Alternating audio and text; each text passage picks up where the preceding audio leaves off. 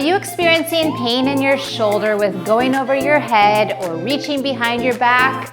Then you may have shoulder impingement. Today I want to educate you on why this is happening and to show you the 5 top exercises that are my go-to when I see shoulder impingement.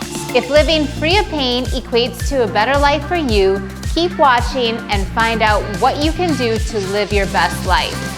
Welcome to Better Mobility, Better Life, where you can learn how to break mental and physical barriers to become a better athlete, a more functional human, and how to age with grace using physical therapy techniques. I'm Dr. Lindz, a licensed doctor of physical therapy with over 15 years helping people from all different backgrounds get back to their fully functional selves in cities all over the United States and its territories.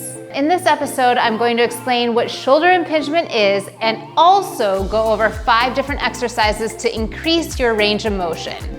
Please note that this information is purely educational and not medical advice. There are many causes of shoulder pain, so please use this as a guide. If your shoulder pain persists, I advise you to see your trusted PT. So what is shoulder impingement? Well, basically, shoulder impingement is a fancy term for crowding in the shoulder. The shoulder joint is a ball and socket joint, meaning that the ball has to sit at the right angle in the socket. When you move your arm up and down, the ball has to slide and glide in the socket to allow for that mobility. Impingement may happen if the ball is not moving appropriately in the socket and it pinches on some of the structures located in that shoulder. A lot of times there are 2 different structures. It can be the tendon that sits at the top of your shoulder called the supraspinatus tendon, but you also have a bursa sac or a fluid-filled sac that is located between the rotator cuff tendons and the deltoid muscle. If this repetitive motion pinches either of those structures, the shoulder will become inflamed and swollen, and this is known as bursitis or impingement syndrome. The crowding can be caused by a couple things. If your posture is rounded, it will cause the shoulder blade to tilt forward on that rib cage, and it will decrease the space for all the structures that sit under it. If your rotator cuff muscles are weak, the ball will actually slide up to the top of that fossa and it compresses all those tissues at the top part of the shoulder as you move your arm up in the air.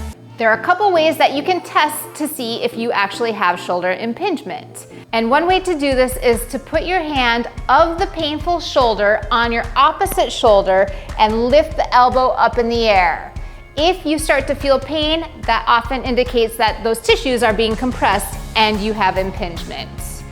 A second test would be to put your hand straight out and point your thumb down. Then move your hand to the opposite hip. This again will pinch on all those structures that are below the shoulder blade and it will cause pain. So if you have that pain, then you most likely have impingement as well. Make sure to do both tests on both sides just to compare your good side to your bad side. And just remember that these are basic tests, so if you are feeling a little bit more pain in the shoulder, make sure that you go and get seen by your local physical therapist. But in the meantime, there are a couple things that we can do. We basically need to stretch out the chest muscles or the pectoral muscles and strengthen the muscles in the back between the shoulder blades so that you can get yourself in a better position. We also need to strengthen the rotator cuff muscles so that they pull that ball down into the socket as you bring that shoulder up in the air. Your daily activities such as texting, working at the computer, always working with your hands in front of you will round those shoulders forward and they will make those pectoral muscles nice and tight. Often the internal rotators and the pectoral muscles will pull those shoulders forward and that will cause less space in that shoulder as you're going up with overhead activities.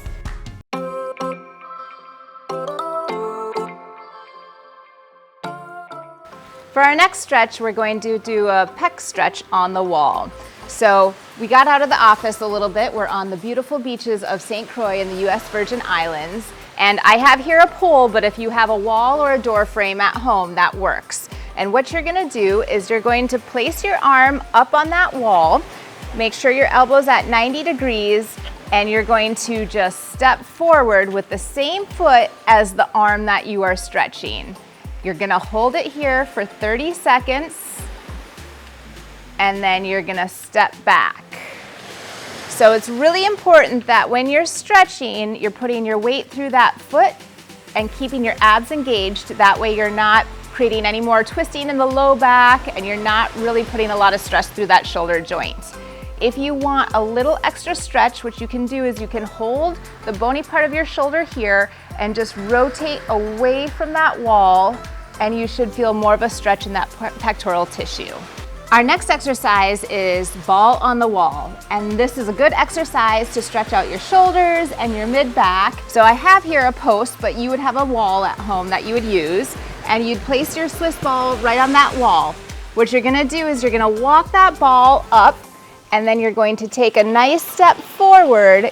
Keep that gaze forward and your head straight so you don't kink your neck. Hold for about 5 seconds, and then walk that ball back down. So typically do 10 of these at a time, and I want you to alternate that foot that you place forward each time so you get a nice good stretch through those shoulders, that thoracic back, and then walk that ball back down. So in order to strengthen the rotator cuff muscles, the first thing we're gonna concentrate are your mid-traps and your rhomboids, and that will help to bring that posture back by bringing those shoulder blades down and back. So I want you to think down and back the entire time you're doing these exercises. Make sure your shoulders don't go up towards your ears, which is a common mistake. So you're going to grab Theraband and place one at each hand, and the first exercise we're gonna do are called rows. Basically, you're squeezing those shoulder blades down and back, trying to stick that chest out a little bit, and those elbows go right towards the side. They don't go way past your torso like this, because you're gonna start to feel a little bit of pain in the front part of the shoulder. So just nice and slowly, make sure you squeeze those shoulder blades back, hold for a second, and then slowly come out. The slower that you go, the better off those muscles will work and the harder they'll work. So nice and slow, don't use momentum. I want you to do 3 sets of 10 of these in order to help strengthen those rhomboids, those mid-traps, and get that posture back to where you should be. So after this, hopefully that will be a little bit more of a proprioceptive cueing for you to sit with that good posture where those shoulder blades are down and back. The next exercise I'm gonna have you do is very similar, but this time you're going to just pull down towards your hips. So I'm gonna have you, again, squeeze those shoulder blades down and back, stick that chest out, come straight towards your hips. And again, go nice and slow. 3 sets of 10 is the ultimate goal for this. Okay. Then, for your internal rotators, you're going to just take the band in one hand, and you're gonna start out to your side. Keep that elbow tucked in. You can stick a towel roll between your arm and your torso, and you're going to just pull nice and slowly towards that belly button. Again, keep your good posture, and 3 sets of 10 is what I recommend.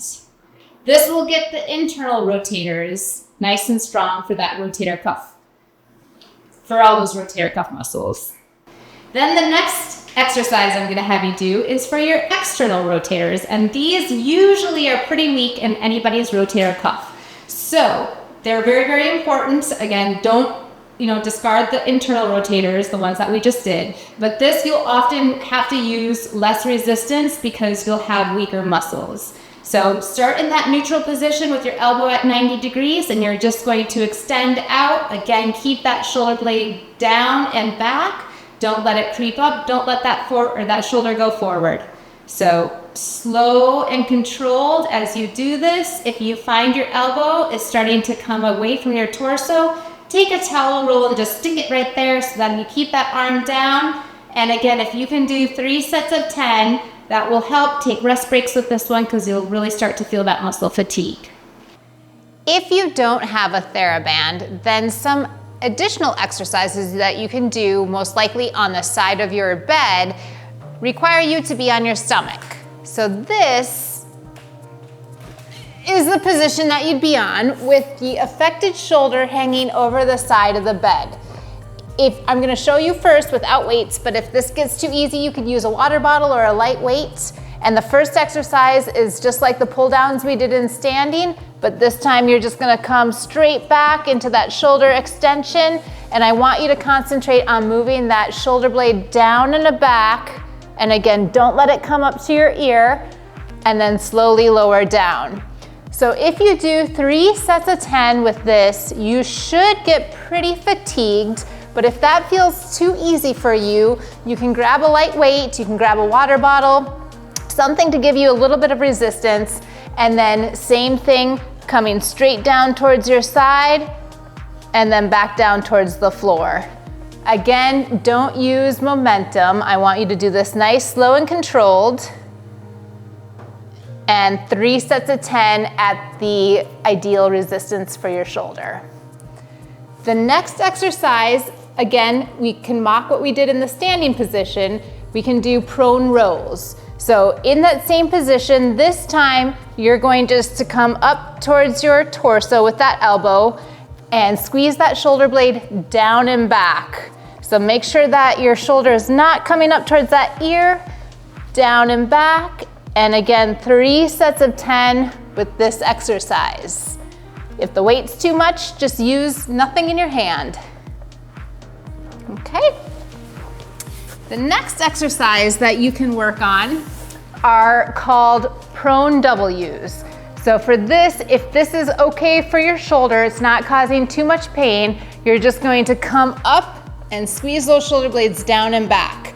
You can start to arch your back a little bit, get some strengthening in that low back as well, and then come back down. So again, if you can try for 2 or 3 sets of 10 with this, it is pretty fatiguing, so you might only get 10 at first and be pretty fatigued and need a little rest break, that's okay.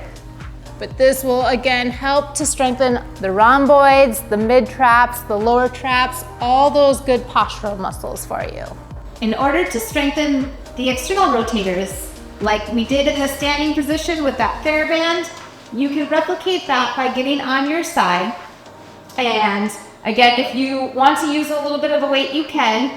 You could use a towel roll to tuck between that shoulder and your torso just to keep that arm in better placement. And what I'm gonna have you do is just rotate up to the side and then come back down. So again, nice, slow, controlled. This will get fatiguing for you, but we'll try for 3 sets of 10 with this exercise. If your signs and your symptoms do not start to get better, then please see a trained physical therapist that can assess the biomechanics of your shoulder. If you've enjoyed this episode and want to learn more about shoulder exercises and approaches for relieving shoulder pain, please make sure to subscribe to this channel. Just remember, better mobility equals a better life.